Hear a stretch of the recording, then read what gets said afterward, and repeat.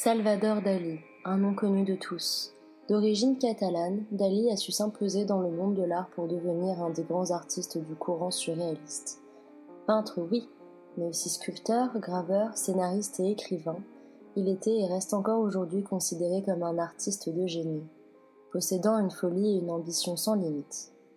Pour définir le courant surréaliste, il est commun d'utiliser les mots rêve, psychologie, inconscient. En effet, on peut observer dans le travail de Dalí un intérêt profond pour des thématiques à la fois fortes et parfois vues comme banales, des thématiques qu'il a su rendre exceptionnelles et puissantes. Parmi ces thématiques, on retrouve la nourriture, la religion, le sexe, la mort et la nature. Dans ses œuvres les plus connues, notamment en peinture, Dalí développe un univers singulier. On peut retrouver ainsi des fantasmes, des peurs, retranscrits de manière personnelle avec beaucoup de symboles qui, pour beaucoup, restent inaccessibles. Dalí a eu recours à un mécène, Edward James, un poète britannique connu pour avoir été un amateur et défenseur précoce du surréalisme, mais aussi le premier propriétaire du téléphone aphrodisiaque.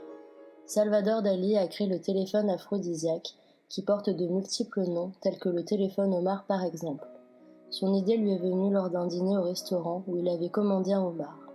Il a trouvé dommage de ne jamais avoir vu un homard grillé présenté sur un téléphone bouilli. Son œuvre est faite d'un homard en plâtre et d'un téléphone.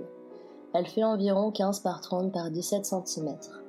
Dalí a estimé que ces objets pourraient révéler les désirs secrets de l'inconscient, ce qui encore une fois est propre au mouvement surréaliste.